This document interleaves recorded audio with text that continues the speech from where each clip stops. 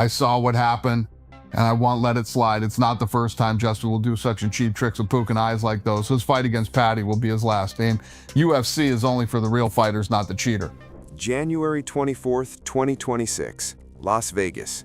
Justin Gaethje versus Paddy Pimblett for the interim lightweight championship. What should have been a clean showcase of skill turned into one of the most controversial fights of the year, not because of the decision, but because of what happened to Paddy's eyes during the fight. The damage was so severe that a week later he's still dealing with scratched corneas, and fans are demanding answers.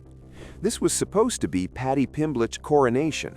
The 31-year-old Liverpool fighter walked into the T-Mobile Arena riding a 9-fight winning streak and an undefeated UFC record. He was the betting favorite, the rising star, the guy everyone said would take over the lightweight division. Across from him stood 37-year-old Justin Gaethje, a warrior on the tail end of his career, looking to prove he still belonged at the top. The fight meant everything to both men. For Paddy, it was his shot at becoming interim champion and securing a unification bout with Ilia Topuria. For Gaethje, this was likely his final chance to capture UFC gold before hanging up the gloves. The stakes could not have been higher. The opening round set the tone for what would become a brutal 5-round war. Gaethje came forward with relentless pressure, landing his jab and connecting with combinations that tested Paddy's chin early. Then it happened. During a heated exchange, Gaethje's fingers caught Pimblett directly in the eye. Paddy reacted immediately, his hand shooting up to his face as he turned away from his opponent. Referee Mark Goddard, widely considered the best in the business, stopped the action and gave Pimblett time to recover. Gaethje received a stern warning: "Don't do it again." The fight resumed, but the damage was already planted. What nobody knew at the time was that this was just the beginning of a much bigger problem that would unfold over the next 4 rounds. Here's where things get really interesting. During round 2, something happened that went completely unnoticed during the live broadcast. British broadcaster Nick Peet caught it later when reviewing the footage. Gaethje threw a left hand and his thumb went directly into Paddy's eye a second time. Peet broke it down on TNT Sports. When you look back at the footage, the eye poke in round 1 got addressed because Goddard saw it and stopped the fight. But there was a really bad thumb poke in round 2 that everybody missed. You can see Paddy react and go down with it, but we all missed it in the moment.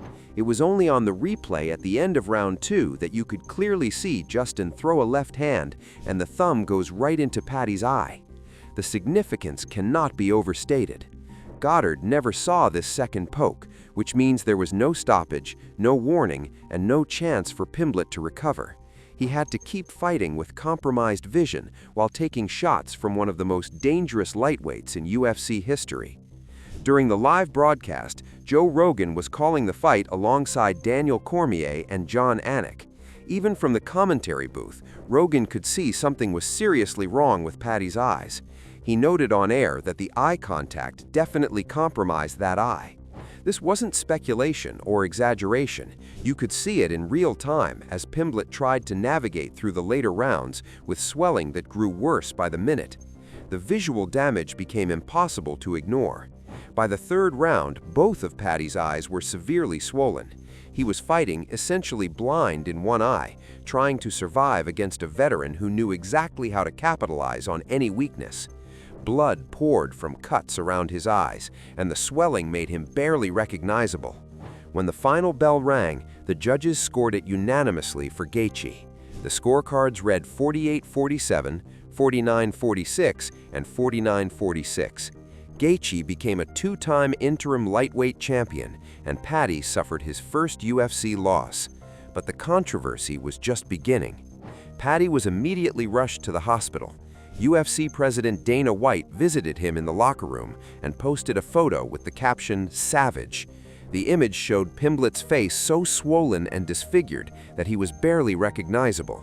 His right eye was completely shut, blood streaked across his nose and lips, and the accumulated trauma from 25 minutes of warfare was written all over his face. A week later, Pimblett finally addressed his condition publicly.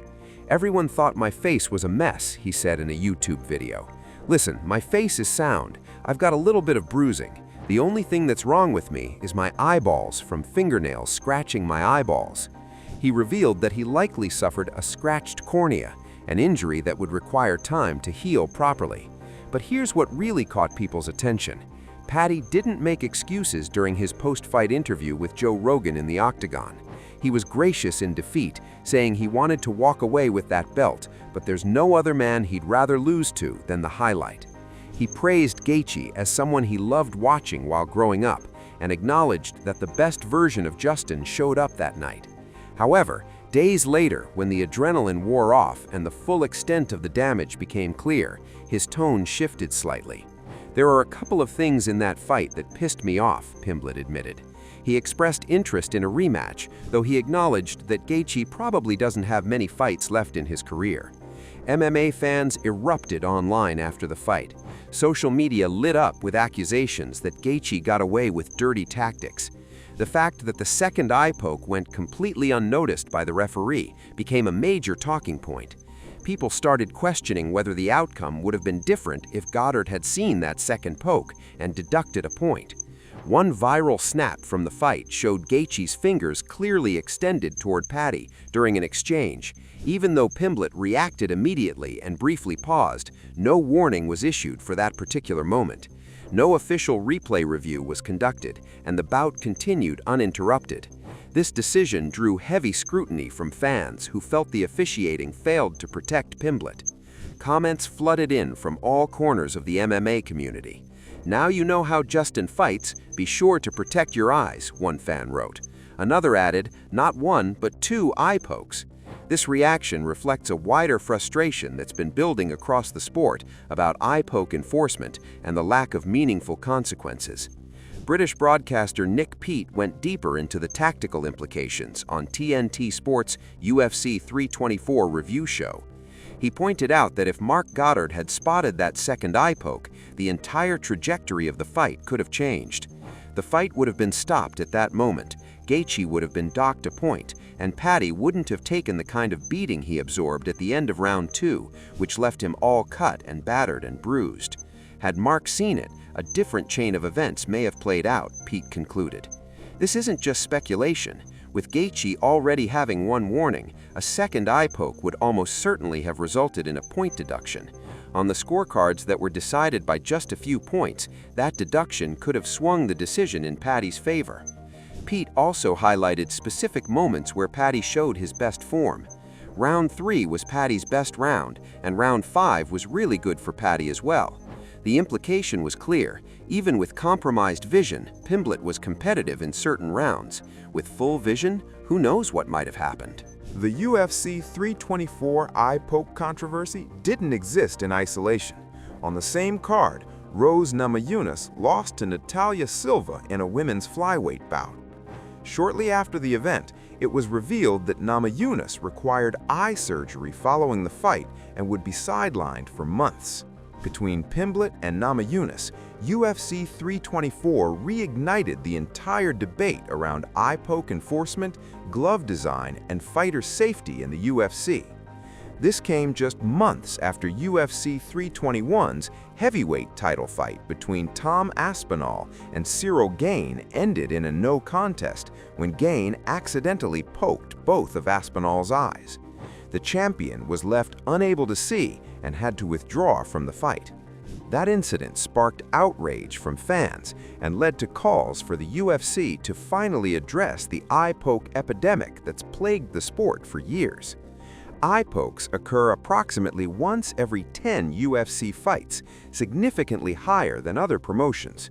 The current glove design naturally extends fighters' fingers outward. In April 2024, the UFC introduced redesigned gloves with a slimmer profile, angled finger holes, and edge padding to limit finger protrusion. After debuting at UFC 300, the UFC abandoned them just 5 months later. Reports suggest fighters complained about fit, while others claim logo attachment issues caused the reversal. Regardless, the result was returning to the same problematic design. MMA coach Trevor Whitman developed ONX sports gloves that curve fingers inward naturally.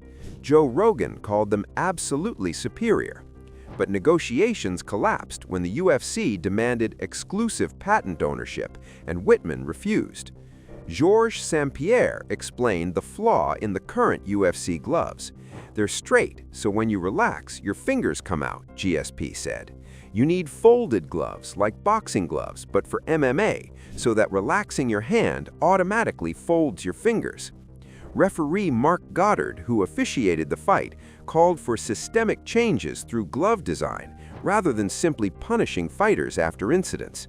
He's been refereeing for 21 years and says eye pokes were never this prevalent before. Goddard believes glove design is central to any fix. If we have gloves that help keep the hand in a more relaxed, natural closed state, it makes things easier, he explained. Fighters need open hands for grappling, but if someone extends fingers stylistically, that becomes easier to manage with warnings and point deductions. He stressed being logical about fighters' natural tendencies and combat situations where open hands occur naturally. Following the Aspinall Gain eye poke incident at UFC 321, White was asked about solutions. His response shocked many. "Who gives a shit?" he said. "What are you going to do? Just happens. No matter what you do with the glove, they're going to happen." He even suggested Aspinall might have chosen not to continue. This dismissive attitude drew criticism from those concerned about fighter safety, especially considering champions like Michael Bisping and Daniel Cormier lost vision in one eye from eye pokes. These aren't minor injuries, but career-altering damage affecting fighters long after retirement. Not everyone agrees that glove design is the primary culprit. Veteran fighter Jim Miller, who holds the record for most UFC fights at 46 bouts, claims he's never poked an opponent. Former fighter Chael Sonnen echoed this, saying he competed for over 20 years without a single eye poke incident. This creates a philosophical divide. One side argues better glove design would reduce eye pokes by making it harder to extend fingers. The other contends disciplined fighters can avoid them regardless of equipment by maintaining proper hand positioning. Despite the controversy and the physical damage, Paddy Pimblett made it clear that this loss won't define his career. "People are feeling sorry for me, but I'm great," he said.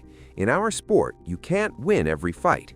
It's one of those situations where you don't lose, you learn, and I learned a lot from that fight already." Pimblett confirmed that he plans to return to the octagon in the summer of 2026 rather than taking an extended layoff. He dismissed suggestions that he should take the rest of the year off to recover. "I'll be fighting in the summer," he stated confidently. "Let's see what lightweights win at upcoming events." The loss, while disappointing, may have actually elevated Paddy's stock in ways that winning wouldn't have. He showed incredible toughness and heart by surviving 5 rounds with one of the division's most dangerous fighters while dealing with compromised vision. Dana White expressed genuine surprise at Paddy's durability. "I did not know Paddy Pimblett had a chin like that until tonight," White said at the post-fight press conference. "An absolute dogfight and a war. Much respect to both guys." Both fighters received $100,000 Fight of the Night bonuses, a testament to the entertainment value and competitive nature of the bout, despite the controversy. Gaethje acknowledged Paddy's toughness in his post-fight comments to Joe Rogan. "What do you think needs to happen next? Should the UFC finally implement better gloves? Does Gaethje deserve criticism for the eye pokes, or is it just part of the sport? Drop your thoughts in the comments below. And if you found this breakdown valuable, smash that subscribe button so you never miss our breakdowns of the biggest fights and controversies in combat sports.